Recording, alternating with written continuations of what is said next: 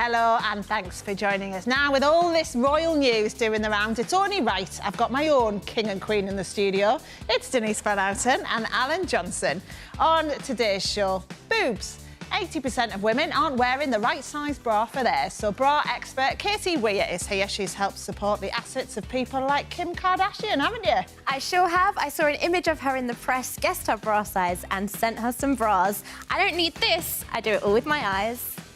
Oh, that's exciting, isn't it? Also on the show today, we'll be meeting the former policeman who was left paralysed after surviving the Westminster Bridge terror attack. He'll be telling us how he came to terms with his life-changing injuries. And it's the New Year's resolution you can't afford to give up. Forget fitness, we're talking finances. Money expert Sue Haywood is here to be a personal trainer for your purse. What have you got, Sue? Thanks, Steph. I've got ways in which you can detox your finances and boost your financial fitness throughout 2023.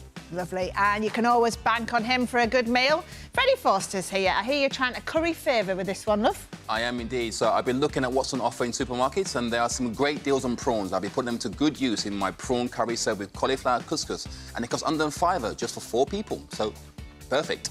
I heard a gasp then from our gang. Welcome to Steph's Pack Lunch, live from Leeds.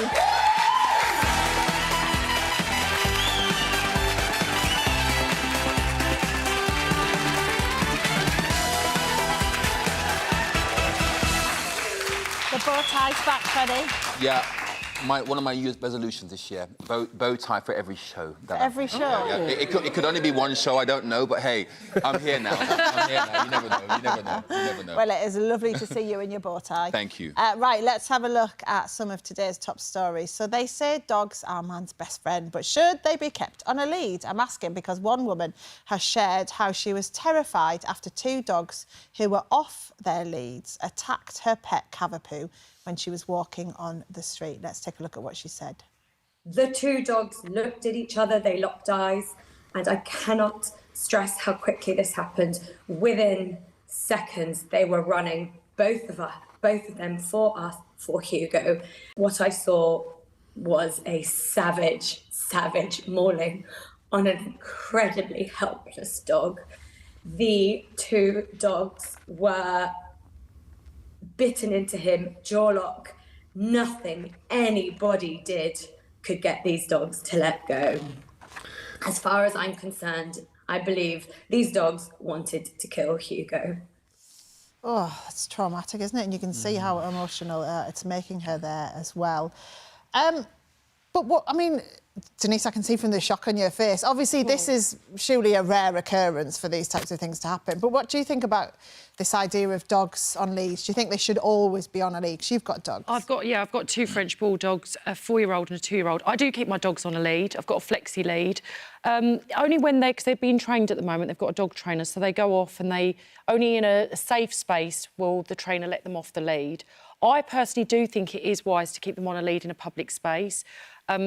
For me, it's not just the attack on other dogs. I mean, my dogs are friendly dogs, but, you know, it just takes one dog to run over and it's like humans, you know, they have an altercation that it could happen. We've just seen what can happen.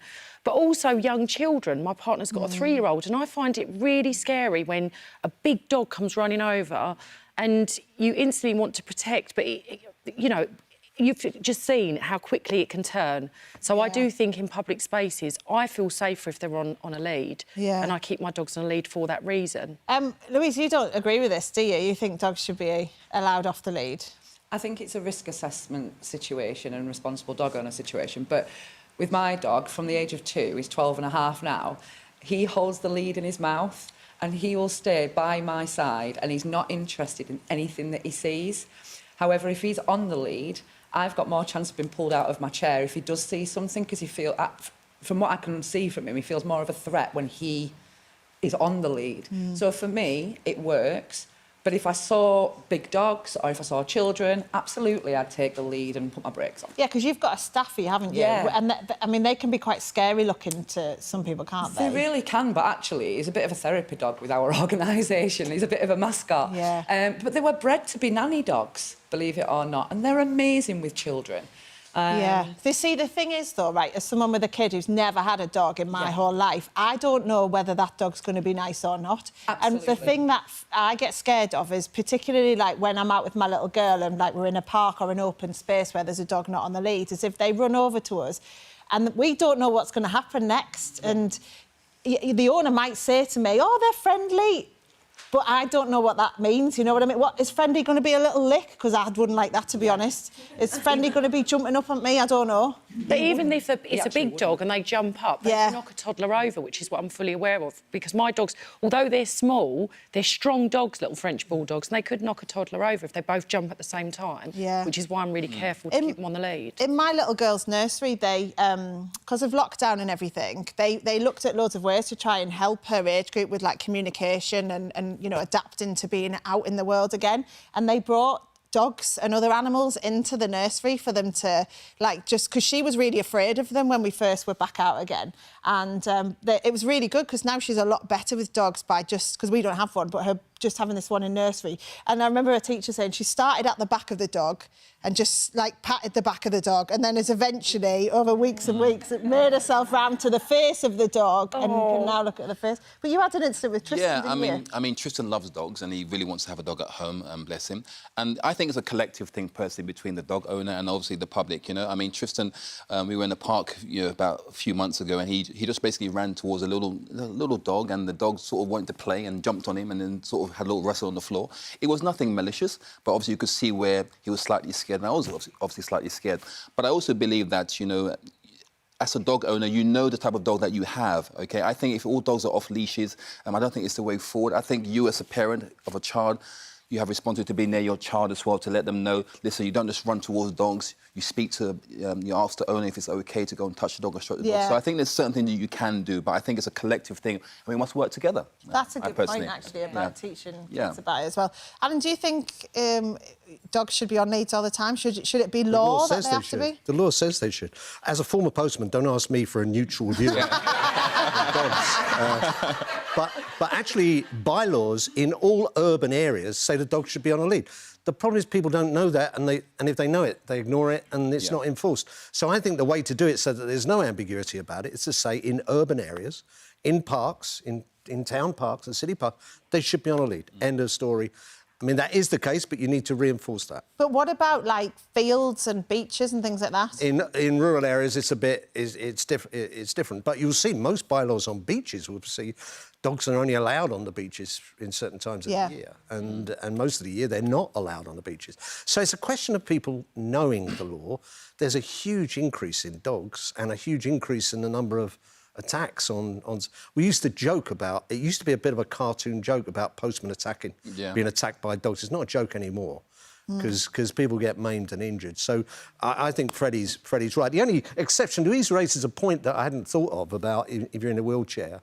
I mean, there has to be some kind of, I suppose, understanding that there are exceptions. Yeah, OK. Well, this is what we want you to get in touch about as well. Should owners be allowed to let their dogs off their leads in public? Perhaps you're a dog owner and think keeping them on the lead is unfair. Or maybe you're like me and you worry about going on walks with your kids. Get in touch on Twitter, and while you're there, take part in our poll. Just search @PackLunchC4 and, of course, use the hashtag StephsPackedLunch.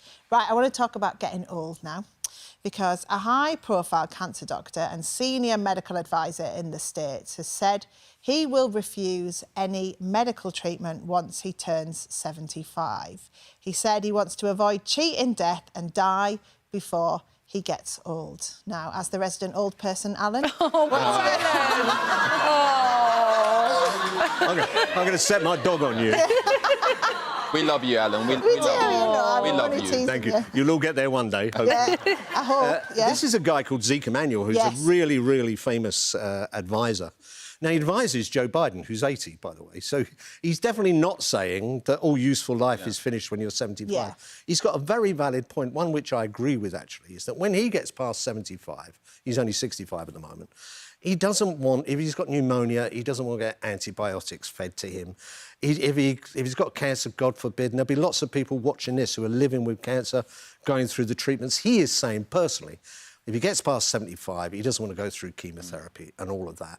He's saying, you know, there is a time. It's a personal choice. It's not a policy. And I think we all have to make personal choices like that. And he's saying that pneumonia used to be called the old man's friend because it's what killed you off before your quality of life got so bad that it wasn't much point being alive anyway. Now they give you all kinds of drugs to get round it. You know, it's a bit like the euthanasia argument. Is there a time when you want to go? Because life is great, yeah, but when you're totally infirm, when you haven't got the opportunity to live the kind of life you've led before. Picking an age is a bit severe, like, because you might It's only be fine he's at saying. 75. Well, yeah, I'm not there yet, by the way. But I think he's saying that all the medical evidence is once you get to 75, it used to be much earlier, once you get to 75, that's when things start deteriorating. I can see Denise still raving at 75. Oh, yeah. Absolutely. Well, she's only 26 now. I mean, she's got a long time to go. I'll still be doing the Running Man, don't you worry about it. What do you think about it? I think 75 is still young, isn't it? Yeah. I mean, my mum's that age and she's, you know, working still. You know, she's the life and soul of every party.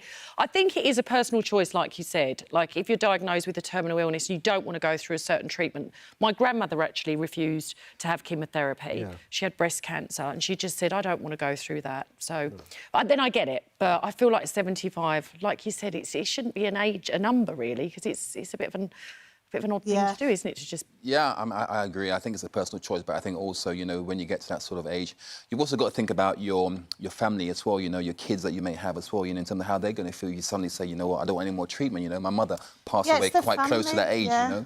So I wouldn't want to have to, you know, watch her potentially not take treatment that could actually help her. So it's a difficult decision, but I think you've got to respect everyone's decision at the end of the day. Michelle? I think I'm going to get my Zimmer frame out. I'm 60 on Friday, right? And brilliant. You know what? You know what? I want to live till I'm 100. However, if I become really ill and there's not a lot they can do for me, I want to have my time, precious time, with my family. I don't want them to sort of be looking after me and that, and I want to rave like Denise does. Do you know what I mean? When I'm 100. But, yeah, I just think it's personal choice, but for me... But I am going to live till I'm 100, so I'm not... Do you know what I mean? Yeah. Tim, you've been an oncology nurse, haven't you? Yep. So you know, and the same again, area it is that personal choice. And I think what's really good about the NHS now is that each cancer patient has a specialist team that looks at the patient's status, looks at the diagnosis, looks at the potential prognosis, and then develops a bespoke plan of care for that patient based on what that patient wants. And in fact, I've looked after patients well into the 70s who've been treated and done really well in terms of a good outcome based on either a cure or palliative care, but good quality of life. Yeah, and Mum was 82 when she had a fairly radical surgery for bowel cancer. She's now 85, doing brilliantly. And there's no way she would have refused her cancer treatment. And that was at 82 when she had that? That was at 82, and that now was in Bradford. Wow. Yeah, it just shows you, doesn't it? Yeah. We're not writing us all off, Alan, at 75, all right? Now, amongst the many revelations to come from Prince Harry recently, of course, his book is out today, is the allegation... You got excited then, didn't you? I did slightly, yeah. Oh, it's funny. The bow tie nearly started spinning. I like this story. So amongst the many things to come out is the allegation that the Queen consort, of course, Camilla, leaked stories about him to the press to save her own reputation. He also says in his book, here it is, we've got a copy, was that he was worried she would become his wicked stepmother. Why do stepmothers have this bad rep, do you think? Well, I've been a stepmother twice now. And, yeah, it's a bit of a difficult position because you do want to, you know, you want to fulfil your role properly. But I do feel like it is hard. Like, I've been a sort of stepmum to older, young adults. And I feel like that's probably harder work in a way because you do have to try and win them over, but you have to kind of know your position, don't you? And, you know, you're not your mum, but you have to, you know, shower them with love and be friendly. But it is a hard thing to do, I think. And at the moment, my current partner's got a 3-year-old, but I feel like that comes with a bigger responsibility. But you do worry about it. Yeah. Because you think if they don't like me, like, you do everything you can, but you can't sort of overdo it, do you know what I mean? Yeah. Because if you try too hard... I've had a lot of friends as well. Like, there's so many, like, blended families now, aren't they? And a lot of friends who start new relationships and you're like, when's the right point to even, like, meet the kids and get involved, and that's dead tricky, isn't it? I mean, really tricky. I mean, my parents got divorced when I was quite young, like a young teenager, and my father remarried again. I spent a bit of time with stepmom, you know, and it was difficult for me to bond, to be quite frank with you, because obviously I missed my own mother, who was overseas at the time, and she was a lovely woman, my stepmother, but I couldn't really connect properly, you know, for whatever reason that was. So I probably was pining for my own mother, really, ultimately. So I think they do get a bit of a bad deal in some cases, but I think it's also a very difficult position to be in, you know, how to win over a child, really, literally. Yeah, because Saray, I know your mum got a bad rep, didn't she, as a stepmother? Absolutely, she did, Steph. My real mum, my dad's first wife, he had 3 children, and my eldest brother, which is my half-brother, but obviously my mum was his stepmum, he just would not entertain my mum. And as a little girl growing up, I saw it, Steph. Yeah. And then he had children, and he saw how my mother loved them children, which she took on as her grandchildren. And I think that it was a big travesty for my mum, that Steph, because she was such a lovely lady and so loving. It was like he robbed her of that. Do you know what I mean? Of having them other children. And I think she came in as an outsider and was never, ever accepted. And I guess he probably had his own frustrations about his mum not being there, you know, his biological mum not being there and all of that. Yeah, so there's so much more, isn't there? It's really complicated. But Guy, you got a stepmum in your 20s, was it? Yeah, I was about 20 when my dad married his wife, and I don't feel like she gets a bad rep or anything. You know, she's a lovely lady, and they've got a son together. You know, I've got a brother from her, and I feel like she was more respectful of boundaries as opposed to encroaching on us, because, you know, I've still got my mum, luckily, and I'm a proper mama's boy, so I think she just respected that and just kept a distance.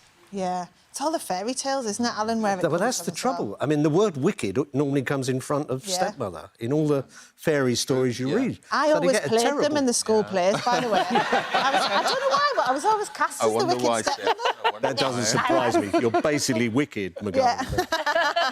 Yeah, it's true, isn't it? Right, should we talk about New Year's resolutions now? Because I'm looking at Alan thinking, doesn't he...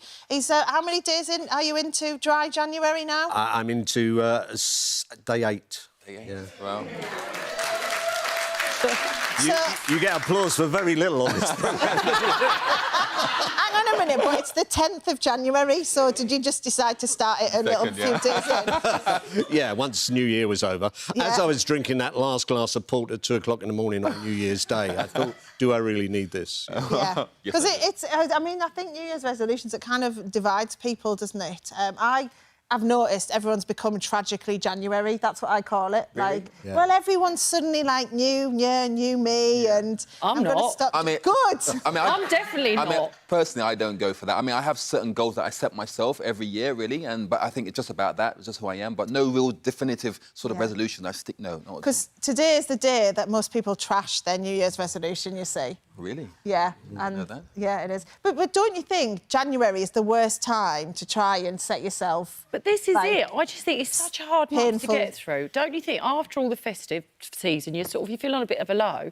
I'm like, this is the last time I want to stop drinking and indulging, enjoying a cheese board. But it's the best time to sense you're... You know what I mean? It's the best time to sense you're so sick of it. You've eaten so much. Yeah. You've drunk so much that actually you think, actually, it'd make a nice change. But I think you can just do... What I'm doing is I'm doing dry January-ish, I call it. Damp January. Yeah, damp. Damp January. Is that what you call it? Yeah. Well, I'm damp, definitely. Fair enough. Because I'm just not drinking during the week. But at weekends, I'm definitely going to have a little tipple. Yeah. I mean, they've got to be achievable, haven't they, really? You can't make them too extreme. Yeah, that's the thing, because otherwise you're only doing things for a short term. Absolutely, then what's the point? no point. Fair, how have you got on with your New Year's resolution? Yeah, New Year's Day I brought mine. Oh, God. So mine was, right, I'm going to shop around for bargains. You know, like you hear people that go, I get my tea bags from here, I get my milk from here, I get my bananas from here. I thought, I'm going to do this. Anyway, New Year's Day, run out of a few bits, got in the car, thought, you know what, I'm just going to go to the local shop. Can't be bothered driving half a mile here, half a mile there. Spend all my money on diesel, so sorry, New Year's Day. Leanne, are you faring any better?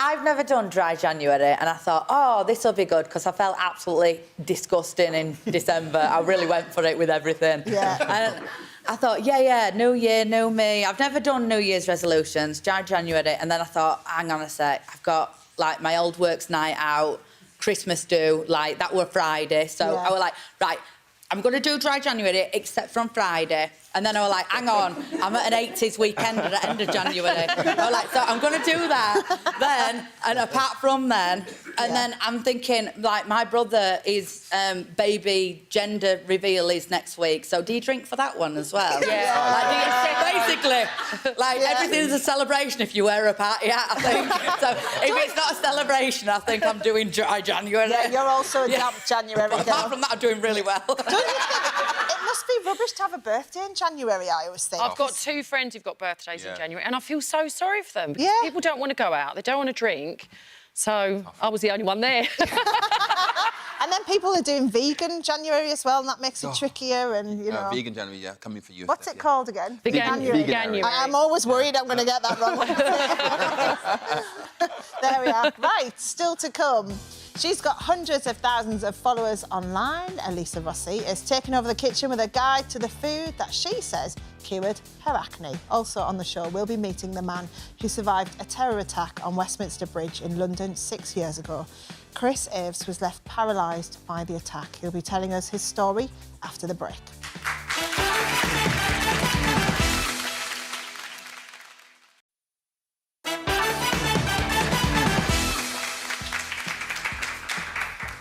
Hello, welcome back. Now, my next guest was an award-winning police officer when one day his life changed forever.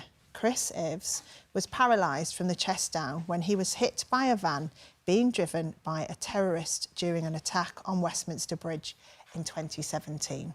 After being in a coma for 8 days, he was left unable to move or even speak. Now, before we chat to Chris about this, let's remind ourselves of what happened on that day. It's been reported that sounds similar to gunfire have been heard close to the Palace of Westminster. I've counted at least 15 ambulances or paramedics vehicles. At 2:40 in the afternoon on the 22nd of March 2017, a 4x4 vehicle mounted the pavement of Westminster Bridge in London and was driven into pedestrians at speeds of up to 76 miles per hour. One of those hit was off-duty officer Chris Stephs, who was on his way to meet friends in the city after receiving an award for his police work. The vehicle travelled up the south side of the bridge before crashing into the railings of the Palace of Westminster, where the attacker, armed with a knife, ran towards Parliament before being shot dead by police. He was later identified as Khalid Masood, a religious extremist from Kent. Police found no links with terrorist groups and believe Masood acted alone. The entire attack lasted just 82 seconds, but injured more than 50 people and, tragically, left 5 innocent people dead.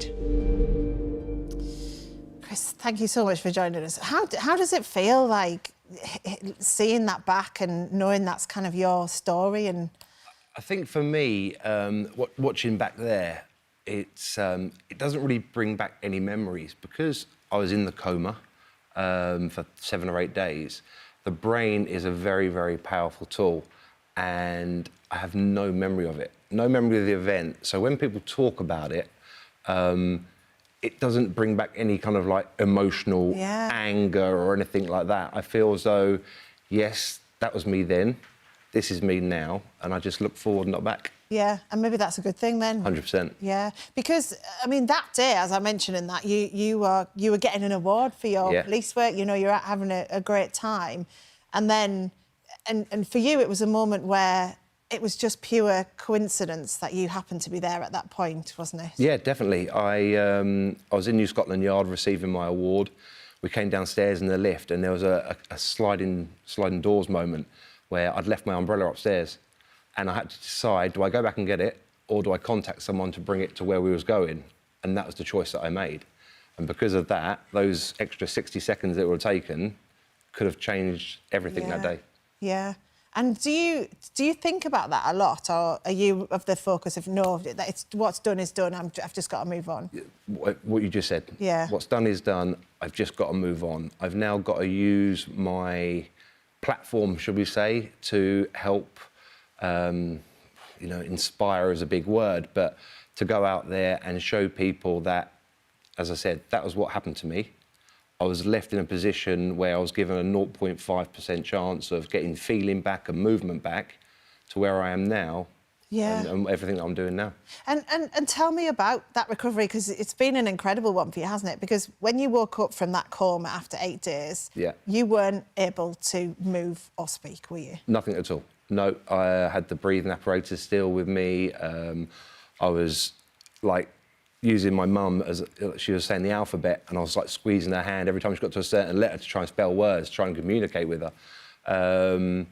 So that I was in King's College Hospital for 2 weeks, where I had all my kind of main kind of bones fixed and bits and pieces and all my surgery.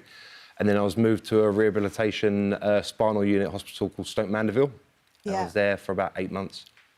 What kept you going through all of that? Like, you know, you from chatting to you now, you've just got incredible mental strength. Was that always there from that, you know, when you woke up from the coma? I've always been an outgoing person. You know, from before joining the police, I used to be a holiday rep working in like many Greek islands and skiing and things like that. So from waking up in the hospital and then being told what can't be done, I wanted to change that into what can be done. Yeah. I had loads of friends and family support come and see me. There were a few evenings where boredom kicks in, and because of that, you kind of get down a little bit. But I think the jolly Chris always comes out in the end, and just being positive to get yourself through it. Yeah. And it worked. I know you mentioned there about how you communicated as well with your mum, so you were like grabbing her hand to do different letters. Yeah. And am I right in thinking there was a few swear words in that? When A couple, yeah. So when I had the breathing apparatus down, there was one doctor that said, oh, it can come out in the next 6 to 12 hours, and I was really happy. But then the consultant come over and overruled and said, we've got to do another 24. So that was a choice word, should we say, coming out then. Yeah, I like that, a discreet way to do it as well.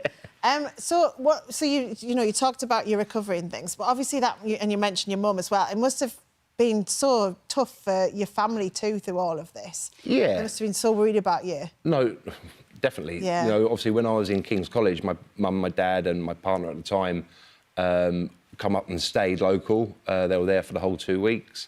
And then when I moved to Stoke Mandeville, they were kind of up there nearly every day, taking turns to come and see me. Yes, they were really worried about me, but I don't think they wanted to show their emotional side in front of me as much to kind of maybe bring me down. They'd do that themselves in their own time. And with me, it was all about being positive and going forward. Yeah. Did it make it feel any different when you found out it was because of a terror attack? I don't think so. It was my dad that eventually told me, I think maybe a day or two after coming out of the coma, that it was the terrorist attack. Again, a few choice words came out then, a little bit of anger, but I then just went back to my normal self of, OK, we've got to get through this as best as we can. Yeah. And you know, you mentioned your prognosis there at the beginning. You've already kind of defied the odds, haven't you? Yeah, I've got a little bit of movement back in my left, obviously from my left foot there. Yeah. I can't really feel it, but I have got some movement. Sadly, my right kind of doesn't really do as much as it can, but I can get up into my standing frames, do my stretching, I do some physio during the day, hydrotherapy and bits and pieces. So, yes, I've done loads more than what the doctor said that I could do. And I know you love golf, don't you? Yeah, so what was it? Because you've now got something that helps you to be able to play at golf, haven't you? Oh, the Paragolfer, a machine that allows me to go around the golf course and a press of a button gets me into a near-on standing position to swing the club. Yeah. What was it like, that first swing after the accident? I cried. Did you? Yeah, I really did. There's a charity called the Golf Trust that got me involved, and they introduced me to the Paragolfer, and they brought me up to the golf club, and just going up into that position, holding the golf club, I don't think the ball went that far, but it was just that little tear, because there was 3 main things that I didn't think I'd be able to do again. One was play golf, one was go and watch the mighty Tottenham Hotspur play football. And the third one, was the big one, was being a dad again as well. But all 3, I've ticked them all off. And yeah, with the golf, I was very lucky last year as well to be selected by Team Europe in the Cairns Cup, which is a disability golf tournament like Ryder Style Oh, Cup. wow, brilliant. Yeah, Ryder Cup style tournament, and we did that last year in London, and then we're going over to Michigan in 2 years' time as well. Yeah. Gosh, so you could be a champion golfer at the end of all this then. Well, my handicap's quite high still. Yeah. Obviously, golfing the para golfer obviously has changed my whole game. Yeah. But it's just fun. I love it, and you can make loads of new friends. And you've also climbed Snowdon. Yeah. How? Yeah. How? Yeah. Talk me through this. With the guns, Yeah. with the guns. So, a fantastic charity called Backup. Yeah. I was lucky enough to do an after-dinner speech at their Backup ball last year, and they told me about the Backup Snowdon Push, and I was in an adaptive chair, and I had a fantastic team, a solicitors company from up near here in Leeds, and a load of my friends as well. And we all got together. We kind of stayed the night before, and we set off at 7 a.m.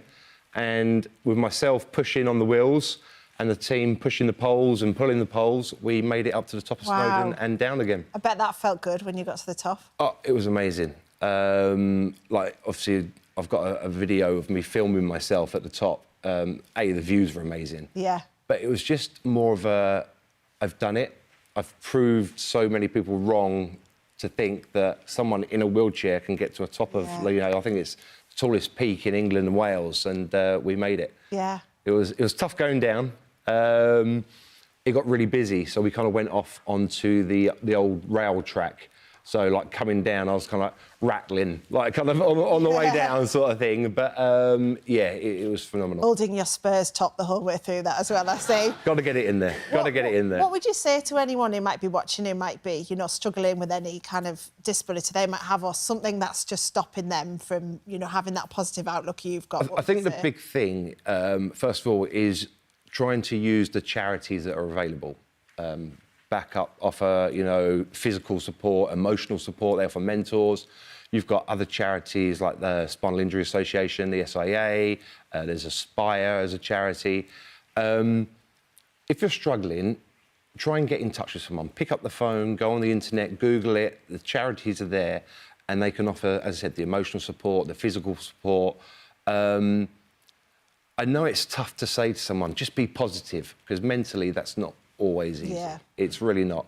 But if you can make that first step of picking up the phone and talking to someone, if they are struggling, then that first step gets you a whole new journey in the rest of your life. Opens a door. It really does. Oh, well, thank you, Chris, so much for coming. It's great. Thanks for having me. As well. Lovely to have you here. And if anything we've been talking about is something that's affected you, you can find help on our channel4.com/support pages. Loads more still to come. We'll see you after the break.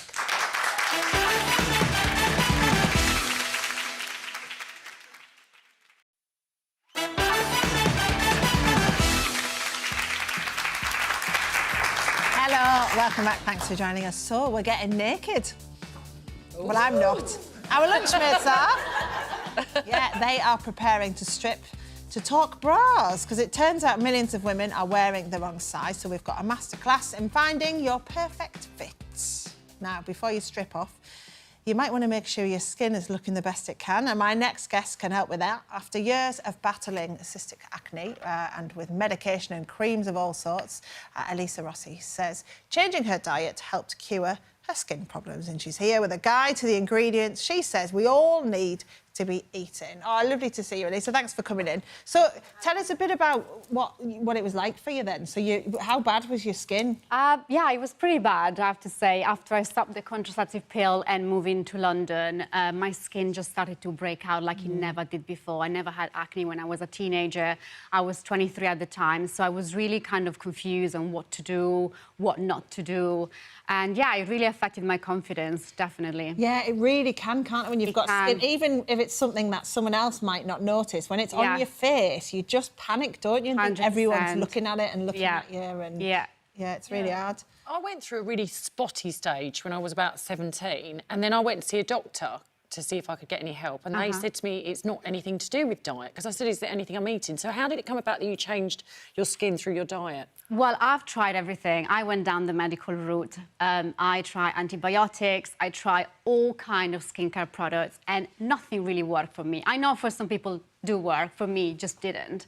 So it was kind of like out of desperation, really. I was like, something has to change. I really have to kind of like take control of my skin and my health, because whatever I'm doing now is really not working.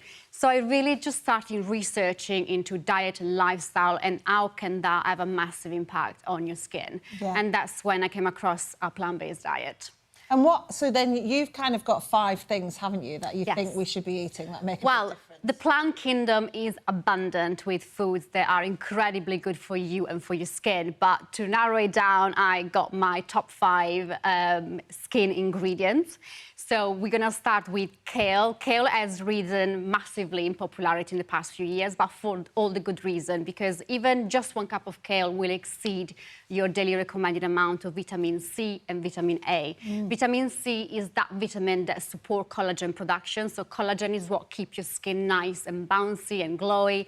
And vitamin A is a very powerful beauty vitamin because it speeds cells turnover, so it keeps your skin looking youthful. Kale, I find it quite fairly inexpensive here in the UK. You can chop it really finely, get into your curries, your stew, or you can also make a green smoothie, as I'm going to show you in a bit. And then we have our broccoli, another very inexpensive vegetables, which is super packed, again, with vitamin C, but it also has vitamin K and potassium, which helps strengthen capillaries, which helps with dark circle, for example. And then we're moving on to sweet potato, a great source of complex carbohydrates. It's really rich in fiber, so it will keep you fuller for longer. And once again, thanks to its orange pigment, it's got a great source of beta-carotene, which transforms in the body in vitamin A, which is retinol. I'm sure people have seen retinol in many skincare products, which is wonderful, but it's also really good to get some from the inside out. Yeah. And then we have walnuts, which are a great plant source of omega-3 fatty acids. So these healthy fat, they help to lower inflammation and they really help to strengthen your skin barrier. They're also one of the nuts with the highest amount of antioxidant, and they always seem to be slightly cheaper than your almonds and cashews. So they're a great one to just sprinkle onto your porridge, even like pasta or salad. They just add a nice crunch. And last but not least, we have berries. So berries have the highest amount of antioxidants of any fruits. And they have also a really high amount of vitamin C. Even just 1 cup of strawberries will give you 150% of your daily intake of vitamin C. It doesn't feel like there's anything wacky there. So that's all just kind of the basics of what I do think we tend to overcomplicate health, and also sometimes we get fascinated by these exotic superfoods and all of that, but I actually think they're real ingredients, like everyday ingredients, are really wonderful for your skin and for your health. Yeah. So what are the quantities that you should have? Like, should be like the size of your palm, or what should you have? Yeah, I mean, walnuts, you can have, 3 or 4 a day. When it comes to berries, broccoli and kale, really, as many as you want. They are incredible for you, and they tend to be generally low in calorie as well, so anybody really can have them. Yeah. It's because the thing with me is I'm like, right, I want to eat 3 of those walnuts and then tomorrow I want to see my skin looking better. Quick fixes. How long did it take when you started your diet change? It took me a long time. It took probably a couple of years, really, to really clear my skin from my hormonal acne. I feel like... there aren't really quick fixes. It's all about consistency. It's all about finding a lifestyle and diet that works for you, that is sustainable in the long term, that you enjoy.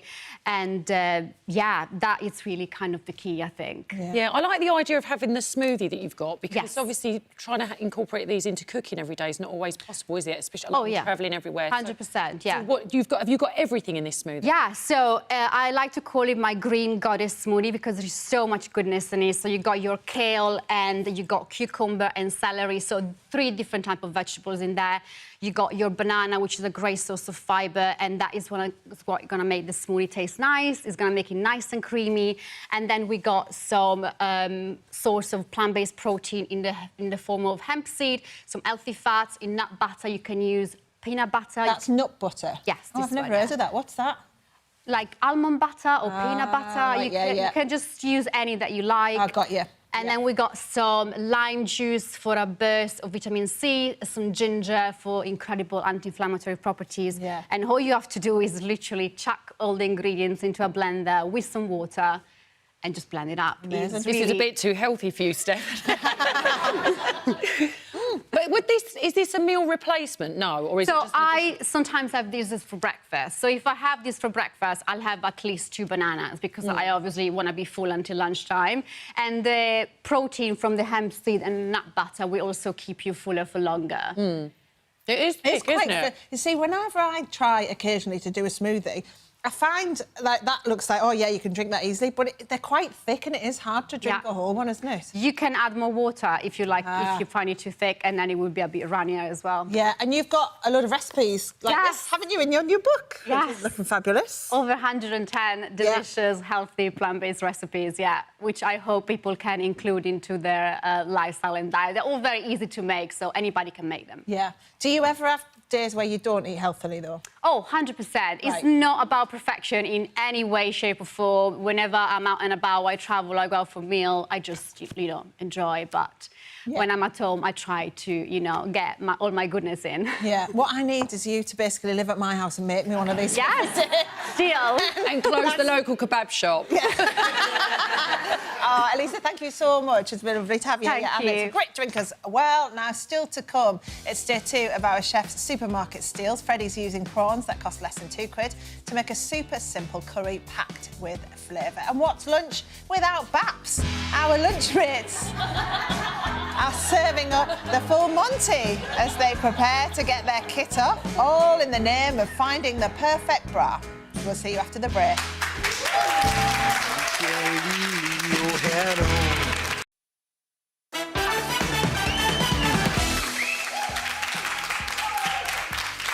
Hello, welcome back. Now, January might be the most popular month for divorce, but it could also be a good time to break up with your bank. Financial expert Sue Hayward is here to tell us why we should be treating our money like a relationship. Aren't you, Sue? Absolutely, yes. And I'm thinking that if working out your finances is going to give you the ick, then I'm here to give you lots of tips on ways you can save hundreds of pounds and get on top of it all. Oh, lovely. Right, and the breast is yet to come. With 80% of women wearing the wrong bra for them, we've got the expert who says she can tell a cup size just by looking. Bra whisperer Katie Weir has a masterclass in finding the perfect bra for you. I'm very much expecting that part of the show to go tits up. And could these 3 make a good throuple? That's a relationship with 3 people in it. Find out which celebrities are rumoured to be in one and why someone in the studio wishes they were too. And things are getting spicy in the kitchen if they weren't already. Freddie, what are you making? Yeah, I'll be serving up a delicious prawn curry with these prawns, which cost just $1.65. In fact, you can feed a whole family for less than £5, Steph. Lovely, all that's still to come. Now, with the cost of living, it's not surprising that 11.5 million people in the UK have less than £100 in savings. So, of all the resolutions you might want to make, sorting out your finances should definitely be up there. So, here to give your finances a kickstart is money expert Sue Hayward. Thank you very much for coming in, Sue, because this is important, isn't it? And your view is we should be treating money like a relationship. Absolutely. So if things aren't working, for example, if your relationship with your bank isn't working, it's about making the move, dumping your bank and starting again. And, if you have had enough of your bank, let's say you decide that you might be able to switch to another bank and you can get free cash because, for example, First Direct offer £175 if you switch to them. Yeah. You can also sometimes get higher savings rates if you switch to different banks and they will give you preferential rates as an existing customer, even cash back. So the thing is, you don't actually have to do the breakup with your old bank. You don't have to go to them and give them the whole sub story, I don't want to be with you anymore. You just go to your new bank, say, I'd like to open an account, and with the current account switch service, you can transfer your standing orders, direct debits, payments. They will all do it for you within 7 working days. So it's really, really easy. Start afresh, brand new bank for the new year. So your first tip is, first of all, look at having a breakup possibly with your bank because you could make money from it. Definitely. What's your next thing? The next one is go on a detox. Right. Now, this is where you sort of start doing a budget and you weed out sometimes those old subscriptions and things kicking around in your bank account that are really sort of draining, the real toxic drains on your account. Firstly, I would say draw up a plan for the year. Now, you don't have to have fancy spreadsheets for this. You can just get a piece of paper, line down the middle, incomings and outgoings, so income, savings, any benefits, anything coming in. Then what you're planning to spend, so your household bills, food, Do budget as well for the big spends. So if you know you've got weddings coming up, maybe birthdays, a holiday you want, add all those up and then work out on a monthly basis, because that way you'll know how much to spend as time goes on. Yeah. So you can do that. Some people are quite scared of doing that, aren't they? Because, you know, they might worry about the maths it involves or whatever else. But you're saying this is a really good way of, like, planning out your year. Absolutely. Just by looking at what's coming in and what's going out. Yes, because I think if you start doing fancy spreadsheets, it's easy to sort of miss a tab or you've got something open on the wrong page and it all goes pear-shaped. Yeah, so, there's some good apps as well that can help you with that as well, aren't there? There's Emma and Plum, both are good apps. They're both free and you can use those. They kind of link all your bank accounts together. So the way that works is they will then work out how much you could spend, or save rather, each month, which is quite handy. There are paid-for services with them, but in general, you can do it free of charge. Yeah. Now, subscriptions is another one. If you're paying out loads of subscriptions, as a lot of us are, you might have forgotten about them. Some of them might be on auto-renewal. Going through your bank account, I know it's not fun bedtime reading, but kind of going through. It is for me, I'll be honest. I love stuff like this. But you can kind of weed out the ones you don't want. Now, obviously, you can't cancel them immediately. In a lot of cases, you need to wait until your contract's ended, or maybe give them notice once the contract's ended and say, I don't want to be with you anymore, before you cancel the direct debit. But that's a good way to kind of, you know, weed out the bits that you're paying on you don't need to. And also round up savings tools. This is a good one. Banks like Halifax, Monzo and Nationwide have this. If you use your debit card for a spend, let's say £2.80 on a coffee or something, they will round it up to £3. That last 20p whisked into a separate savings pot. So it's like saving the change. You don't miss it because it's all very gradual savings. And gradually, pain-free, you've made a little savings stash. Can you save much money doing that, do you think? It's not a huge amount, but in the current climate, when a lot of us are really struggling to put money aside, a couple of other ways you can start savings. Once again, you can start small or big if you want. The 1p savings challenge, what you can do is you start saving 1p one day, 2p the next, 3p the day after, all the way through the year. By the end of the year, you'll have saved around £670 if you keep that up. Or you can do it, if you're feeling more adventurous, with £1 a day. Don't have to do it every day, just Monday to Friday, the savings challenge. By the end of each week, it's 15 quid. Over the year, it's about £780. So you can kind of tailor your savings to how much you think you can put away realistically, because in one sense, there's not much point whacking a load in savings if you then got to pay it out, pull it out, or you end up paying a lot on interest, say, on credit cards and things like that. Yeah, which then means it's eating into it all. What else have you got? Boost your S-Life. This is, by this we mean savings. So, yes, you've got to do that. Another thing with that is the 50-30-20 rule, worth mentioning. That's where 50% of your income goes on sort of household bills, rent, mortgage. 30 goes on the wish list, maybe the gym membership and clothes, and the last 20% towards savings. And the C word. Now, by this, we mean credit score. This is a number between 0 and 1,000, which basically gives you a sort of heads up on how credit-worthy you are and how likely you are to get the best deals, different credit cards, loans, mobile deals and things like that.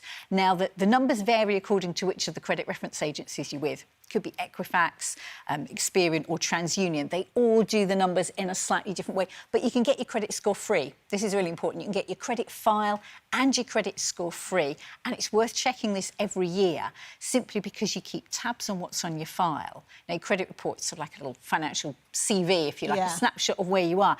And if there is anything untoward there, it gives you a chance to get in touch with them, have it checked out, just in case you're the victim of identity theft.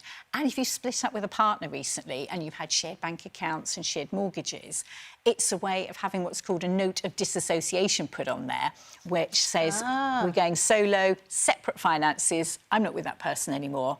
So if you are one of the people getting divorced this month, absolutely, it's worth doing that, yes, to keep your finances separate. Yeah, but also just good to check it, like you say, just to see what's happening really with your accounts and things. Yes. And I mean, how can you improve your credit score, though? Because that's always the question people ask. It is. I mean, the key things are always making sure you pay your bills on time and never maxing out credit cards. If you've got credit cards, maxing them out looks to a lender as if you can't manage your money. So that can actually damage your credit score. In an ideal world, keeping to around 30% of your credit limit boosts your credit score and earns you points. And different credit reference agencies will have different numbering systems. I mean, ideally, you want to be aiming for the good to excellent there. In reality, nobody ever has 0 as a credit score, but it just gives you an idea of how it works. And there's another group of people called credit invisibles. Now, this is if maybe you've never had bills in your name, you've never even had a credit card. You may be fantastic with your money, but if the credit agencies don't know enough about you, then you may not have a file. They may have nothing there. So it's always worth, even if you're in a relationship where one person has their name on the bills, just having one bill in your name or having your own credit card, small purchases, pay it off each month, just so you exist in the eyes of the credit reference agencies. Does paying your rent each month help towards your credit? It does, yeah. The rental exchange scheme, it's a really good, fairly new system over the last couple of years, which means if you rent, whether social housing, privately or through the council, you can actually ask your landlord to have your rental details put on the file. It means if you make your payments on time, once again, that boosts your credit score, whereas mortgages have been on there for a while, but someone renting, you may be always paying your rent on time, but there's nothing to prove that. So that's a really good one. They can only do it from the day you apply. They can't backdate it. Really important stuff to think about there. So thank you very much. Right, still to come. He was prawn to be wild. Freddie Forster's in the kitchen. Don't be shellfish. Tell us what you're making.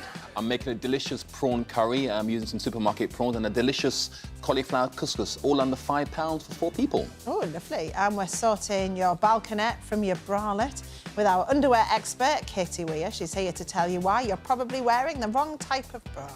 And she's got this lot to help us as well. They're not nervous at all. See you after the break.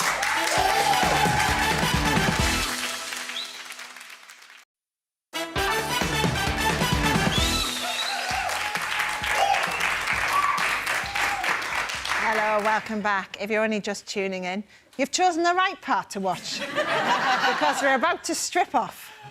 More than 80% of women are wearing the wrong bra size, so the chances are you're one of them as well. Here with a guide to finding the right bra, no matter what your body shape is underwear expert Katie Weir. Katie, lovely to have you here. Thanks for joining us, because you know what you're talking about, don't you? You've been doing this for years. Yes, I have. I've been in the industry for over 13 years now. Yeah, and even Kim Kardashian has worn a bra that you've She has. I was an intern for a lingerie brand and I saw an image of Kim Kardashian in the press and she was pregnant with North and I thought she needs a new bra. So I actually reached out, sent her one, which I thought would be the right size. The next week, she stepped off a jet wearing that bra. It showed through and she looked incrediul, uplifted and happy. Yeah. And you have done fittings for thousands of people, haven't you? Yeah, I've seen a lot of boobs in my time.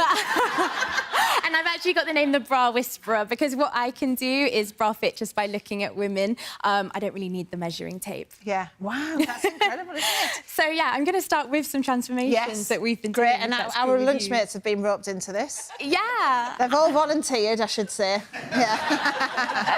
And I'm going to start by explaining how to get the perfect bra fit. Yeah. So, what we're going to see here is actually Marcia in her bra. Yeah. And this is me showing you how it's not fitting. So we're starting with the cups. We want to ensure that the cups fit correctly, and this is an ill-fitting bra because the cup is actually far too small. And the straps, I can lift them way too much off the shoulders, and also the back band is too big. We're pulling this away so far from the back of her. And just a note on that centre gore, if we all look down into our tops, I want to ensure that this centre gore is fitting correctly. So if everyone looks down, that middle part of your bra is meant to be sitting directly between your boobs and flat against the breastbone. Right, I might need it. I think I need a new bra. Yeah. So you have been working with Marcia, haven't you? Yes. To find a bra to fit her. So now we're going to show the transformation. And if Marcia, if you come up here. Yeah. She has not seen this yet. So this is before. Yeah. This is the bra we've just seen you in, which is the one you'd bought yourself. And then this is the one we've found for you. Yep, so this is a beautiful balcony bra, but we've actually put Marcia into a plunge bra. Are we ready to see? Go on, Marcia, show us.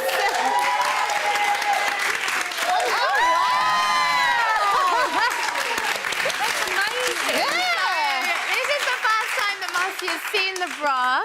That's actually given you a really good cleavage as well. Yeah, it's amazing. We've purposefully kept you away from mirrors and cameras and things so you couldn't see. How does it feel? It's like, hello. So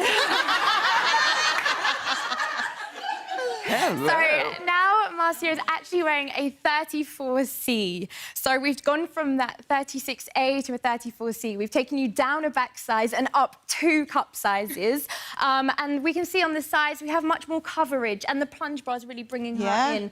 And if we just come closely, we can see here that we've got that lovely 2-finger tension in the straps, and also at the back band we have the 2-finger too. Yeah. So yeah, it's and looking good. this bra is from Next, isn't it? It was £15 from Next. Yes, that's correct. And are you happy with it? Money well spent. Yeah. Yeah. You've got lovely fullness in that top cup, and I think that's what's really important. We've sort of transformed the shape of your bust. So that's a plunge bra? That is a plunge bra, and the first bra was a balcony bra, yes. OK, so how do you measure for the right bra, then, if it's a plunge or balcony? What's the difference? So what we want to always ensure when we can is to have a professional bra fitting in person, but many brands are now doing them online, virtually. But if you're doing it at home and perhaps you can't go out or access a virtual bra fitting, you can do it with a tape measure.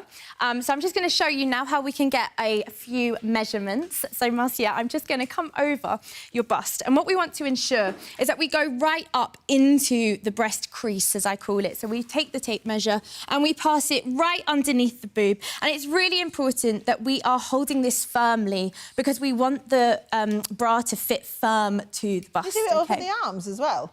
Oh, sorry. It's the way that Marcia's holding this.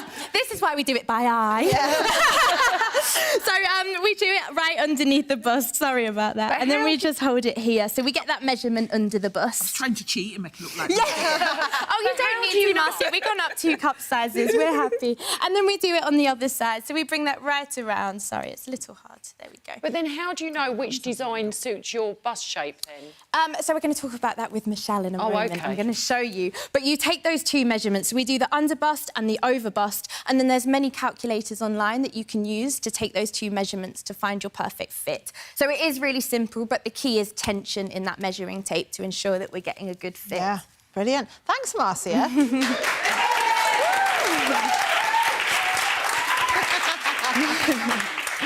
OK, so next up we have Michelle, and we're going to talk about all the shapes and how not only is it the perfect fit, but it's also the right shape for your boobs. So this was Michelle in her previous bra. So as we can see here, we do actually have quite a lot of spillage in the cup, and we've also not really got any separation to the bust, so they fall into the middle of the bra. And this is a plunge bra, just for your sort of Looks comfy knowledge. though, doesn't it? Yeah. I did say earlier that what we want is a bra to do something for us. Yeah. So although comfort is obviously key, we can get that in the right fit as well. And just at the sides, we're not getting that coverage that we need into that armpit area. And the back band is riding up. We always want our back band to sit at a right angle. So this bra, just not right. But what we're going to do now is give Michelle her transformation. Come on, Michelle. And she's been so excited about this. So let's go. You can look at them. Do you know what instantly I noticed is that the wire, it goes right under there now, doesn't it? Under your armpit. Exactly, and this is the massive difference between the plunge bra and the balcony, and why this bra is really great for you is because if you just come a little bit closer for me, we can go right up here between the breasts, and that centre gauze sitting between the boobs. You've got that lovely cup coverage, and it's also brought your boobs into the centre a little more because you've got that lovely height at the side of the balcony bra, so it's really doing the most for the bust. And it's just holding you, containing you, and also you have that lovely right-angled back band as well, which is giving you that support from the back. Yeah, I can tell. Does it feel very different to what you're wearing? Oh, my word, it feels like they're going to hit me in my face. It's fab. I love it. I love it, but I want to know what size. OK, so... Don't go jogging. Yeah, we went from a 40D... No, but she told us that you've got to do that, haven't you? The jiggle. Yeah, Yeah, we'll come up to that. We'll come to that. So bra sizes, what's changed? What was Michelle before? So Michelle before was a 40D, And this is a 38F. No way! Yeah. So we have gone up 3 cup sizes. But if we just turn around, I'd just like to show the back band. So we actually have a much more sort of 90-degree angle on the back band. We've also got this lovely wide hook and eye area. And we always want to wear a new bra on that loosest hook and eye and tighten it up as we wash and wear. So a key theme with these ladies is they're wearing their bra on the tightest hook. Brilliant. And this one in particular is the Flirtel balcony bra, which is 19 quid from the bra shop, which is good, isn't it? Yeah, thanks very much, Michelle. And next up, we have Louise. If you'd like to come... Oh, actually, no, I'll show on the photo first.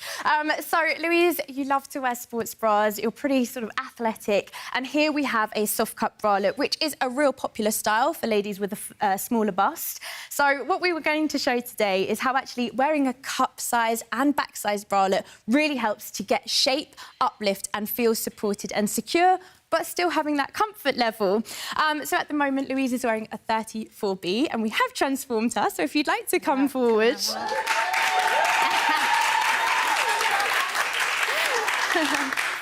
Oh, I love that. Come through. OK, so if we just show the bra that you are wearing now. And again, you've not seen this, have you? Yeah. Oh, that's lovely. It's incredible, right? It looks so good. And again, just to note that this is a wire-free bra, but this time, instead of opting for a small, medium or large, we've gone for the back and cup size. So from a 34B, you're now wearing a 32C. So we've taken you down a band and up a cup. And I love this bra because of that V neck. So you have a bit more plunge. You've got perky boobs anyway, but this just gives you even more uplift and amazing fullness into that top cup. And how does it feel on you? Because you said it felt a bit different. Yeah, completely different. I'm sports bras all day, every day, just because I'm so active. Yeah. But this feels like everything's going to stay where it needs to. I do feel a little bit more feminine, but I can still do my activities, which is brilliant. So thank you. No, that's amazing. And that really comes from wearing that smaller back band. It helps the shoulder straps to stay on as well. So when you are moving like that, everything stays in place. Is there a knack for putting on your bra? Oh, there is. I mean, Michelle let it slip earlier, but it's called the scoop and swoop move. Right. And it's something that we want to do every morning that we put our bra on. So it's not just about getting the right size, it's actually how we put the bra on. And this is me earlier. Wow. So it's called the jiggle. So we lean forward first to get that breast tissue to drop in the cup. And then we hold the outer wire, lean forward again, and scoop the breast tissue in from the side and swoop it upwards. Now, can you see the fullness difference? So we're now filling the cup on that side, and we do the same on the other side. So it really is all about getting that breast tissue from the armpit area into the cup, because then you get that lovely fullness in the top cup. And a lot of ladies are wearing the wrong size or the wrong style bra and not understanding that because they haven't done the scoop and swoop. Yeah, amazing. And Louise, thank you very much. It's Henna next, isn't it? There she goes. OK, so like many women, Henna struggles to find bras because she does have a really full bust and a very small back. In fact, it was quite hard for us to find the bra on the budget, but we did this. And here she is in her original bra. Now, we do see quite a lot of cup spillage, and I think it's really important to note that you should be getting a bra fitting every 6 months. Your boobs do fluctuate quite a lot. So on Henna, we're seeing that double boob. So what we've done is we've actually taken her upper cup size. So we're keeping that firmness in the back band, and many women, when they do sort of fluctuate, they tend to go up that back. But with Henna, we've gone up the cup to allow for more space and encapsulation. So if you just come let's have a look. Here we go. Oh, wow. OK, so with Henna, what we can see here is we've got this lovely balcony bra. And then we've also, if you turn around to the back, it really does hold that firmness here. So that is the 2-finger tension I was talking about earlier. It really does hold and hug the body. How does that one feel on? Does it feel much better? It feels so much better, and I don't feel like if I bend over, I'm going to fall out. Yeah, exactly. I was doing that and then stuffing them back in. And that goes back to the shape, actually. Yeah. As Denise mentioned earlier, you want to be wearing more of a balcony/full cup style because those plunge bras for the fuller bust, you can sometimes not feel as secure. So it's a much better fitting, isn't it? It looks great. Yeah. And 80% of that support comes from your back band. So that is why it's so important for Henna to be wearing that small back band. Lovely. We're going to go on to Rachel next. OK, so we Miss January here in the crowd. And we bra fitted Rachel. And basically, we found that we needed to go up a cup. So here we can see Rachel, who has had a single mastectomy, and you are wearing a mastectomy bra here with a prosthesis. Now, what we've just done is given you a lovely bra that's just a little more flirty, sassy, fun. Absolutely. Yeah, we like those words. Yeah. So if you come up, and I'm just going to show you how this bra...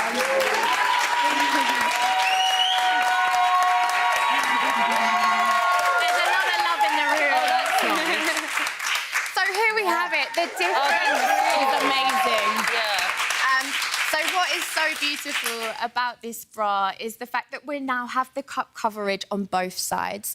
And when you have had a single mastectomy, or perhaps you do have one breast bigger than the other, it's really important that we take care of the breast tissue that we do have. So what we've done is we've taken you from the 34D to a 34E, and that is accommodating the fuller bust that you do have, but also the prosthesis is able to fit inside of this bra because we do have a little pocket. So you can put it in, it feels secure. Yeah, and actually in the first image we could see the prosthesis popping out a little bit just because that cup size was too small, but now we have that lovely cup coverage. And also you have that vest cami top sort of style. How does that feel for you? Perfect, because people, ladies like myself, who've got one or none, we've only got one cleavage. Yeah. So it does actually, you know, cover that, the one cleavage. Yeah, it looks amazing. It's really pretty. It is. Yeah. Had you found it hard to find bras after your mastectomy? No, not really. Not really. Had you just kind of used a prosthetic then? And one and, yeah, just put my softie in, so to speak, in the pockets. Yeah. But you did mention that now this bra kind of gives you that coverage at the sides. Absolutely, So we're really bringing all the breast tissue that you have into the bra. Yeah. And I think this is also... Because then it gets spillage into down the side. Yeah, yeah. And this soft cup, it's really lovely because it just helps if you have any scarring on the sort of your areas, that this is just really lovely and soft against the skin. So that's there's really there's no wiring in this one at all. No wires. And look at the uplift. Yeah, I love the tattoo as well. Oh, thank you. Yeah. It's amazing. It's so good. OK, well... Excellent. Thank you very much. Thanks, guys. Well, that is brilliant. Lovely. Thank you so much, everyone. Thanks very much as well. OK, it's your turn now, Denise. Just kidding. Loads more still to come. We'll see you after the break.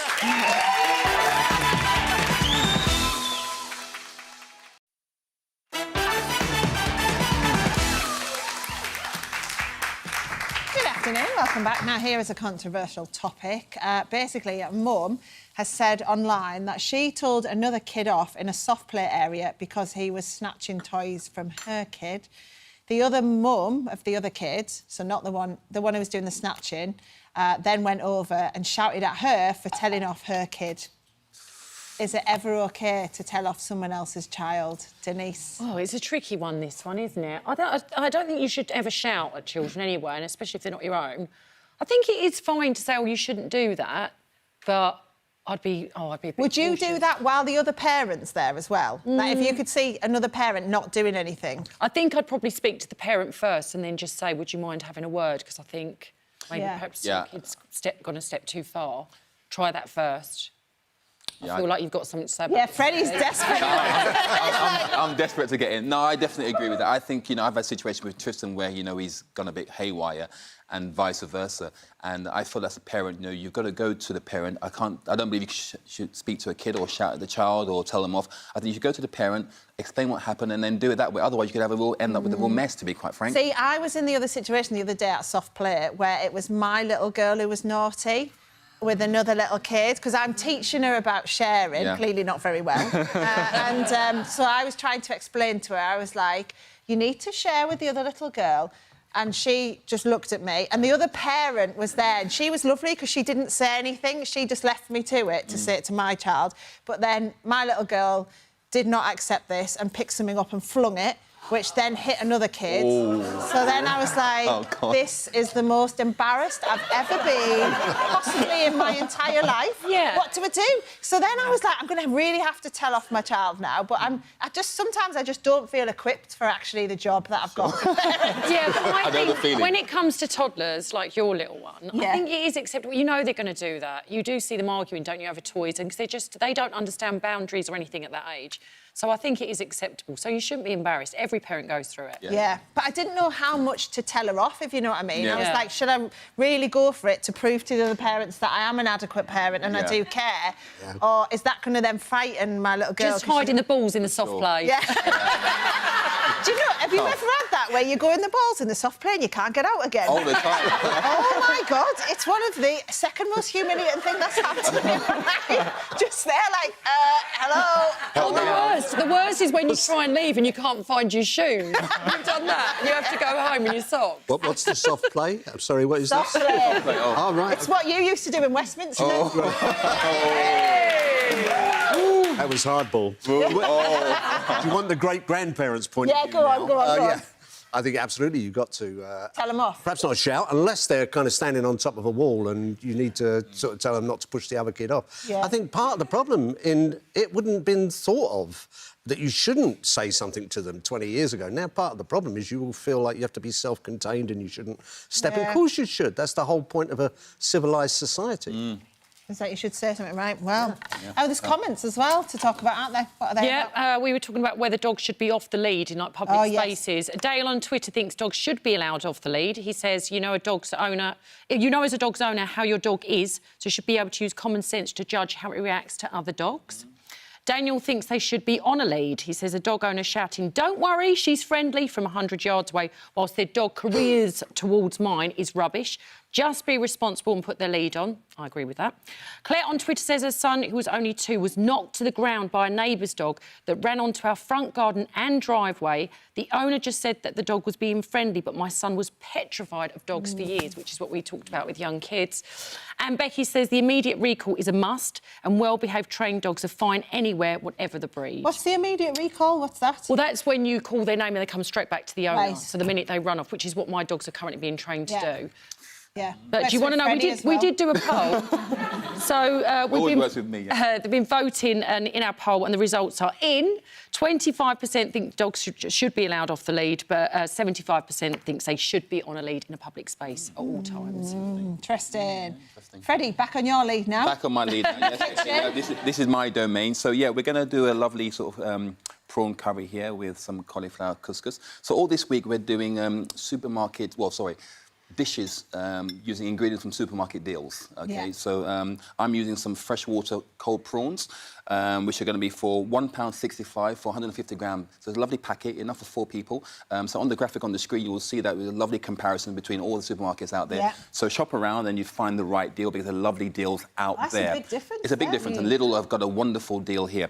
So I'm going to start off with it very, very simple. So we've got a hot pan here. I'm going to start off with some butternut squash. A little bit of butternut squash in there. You can use any vegetables you like, but I just think, just trying to bulk it out to get really a good yield out of it is really good. And as Elisa said earlier, good for your skin as well. Absolutely. I mean, of course it is. You can see the skin looking sharp, can't you? Yeah. Looking lovely, Freddie. I'm sorry. Okay. Before I get that in there, a bit of garlic in there also. And then we'll got some red peppers as well. And all we're going to do now, we're going to sweat that off now. A little bit of salt, a little bit of pepper, and also some spices. So here I've got some caraway seeds, I've got some cumin and some turmeric. Are you all OK with spice? Yeah. I love spice. All that will go inside. Then we're going to have also a little curry paste here. So you can buy this paste in the shops. It's got lovely cardamom inside there. It's got some coriander seeds in there. So it's really a very versatile, ready-made paste. So you're going to make one yourself. Do you get different strengths of curry paste? Absolutely. Good question there. So I'm using a medium strength here, OK? You can have obviously mild, you can have obviously hot. But I think medium's a very good one because you can actually control the spice that you want.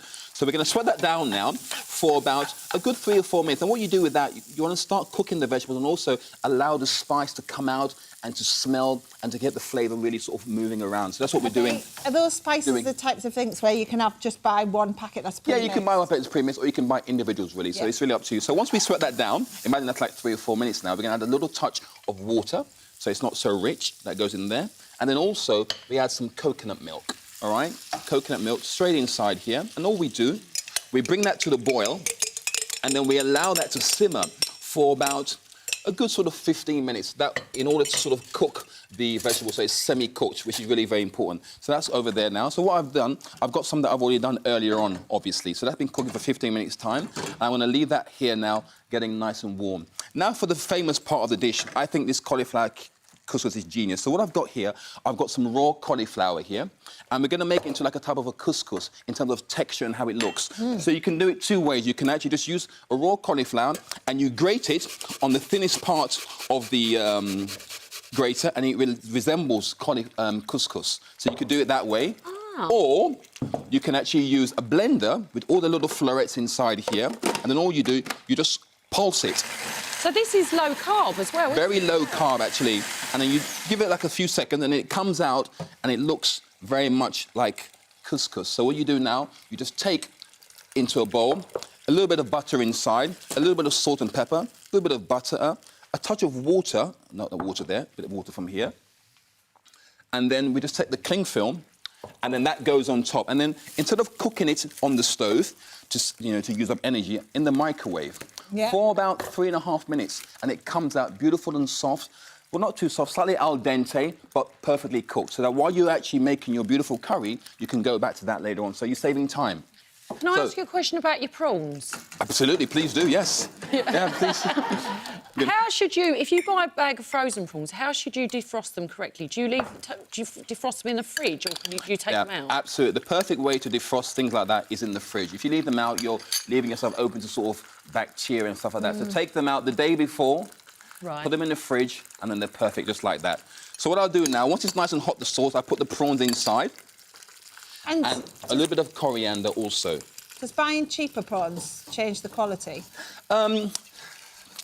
Personally speaking, I wouldn't say so. I think if you make a beautiful sauce, which is the key to this dish here, having some prawns that are not so expensive or a little bit cheaper won't make a massive difference. The key is how you cook your prawns. With these prawns which are already pre-cooked, don't cook them for too long in the sauce, because if you're having like a prawn cocktail, for example, these are the prawns that you actually will use, so they're ready to eat cold. So all you want to do is just actually warm it through. Otherwise, it becomes too tough. So it must be very soft and very buttery and very, very light. So I think, personally, if you close your eyes and you had a spoonful of this cauliflower couscous, you would imagine you were eating couscous, which is the beauty of this dish. I don't close them yet, sorry. OK, not yet. Well, if I close my eyes, what OK, so we're going to warm that nicely now. So now we go over here. Nice. You know what? I prefer your cauliflower couscous. Thank you very much. Nice. Most people do. There you go. So as you can see, it comes out and just like that. What is couscous normally? I don't know, but I don't really like couscous, but I like this. OK, touch of salt inside here. A few more bits of... There you are. Okay. What is couscous, do you know? So couscous basically is a type of wheat, really, you know? So it's like the little buds of wheat which are from the infancy stage, to be quite frank with you. And what's the difference between couscous and quinoa? Oh, there we go now. Well, OK. Quinoa is a type of protein. It's a protein plant-based one, OK? Whereas couscous is not. So, for example, if you were like gluten-free, for example, you would not have couscous. Generally speaking, you would have quinoa. OK? Just to let you know. So anyway, any more questions for me? Not at the moment. No? OK, fine. So, as you can see, you've got... What bra size are you? Quite interesting. So, as you can see, the couscous comes... Thank you very much. Whatever bra size you think you are, go down, one on the back and two on the cup. Thank you very much.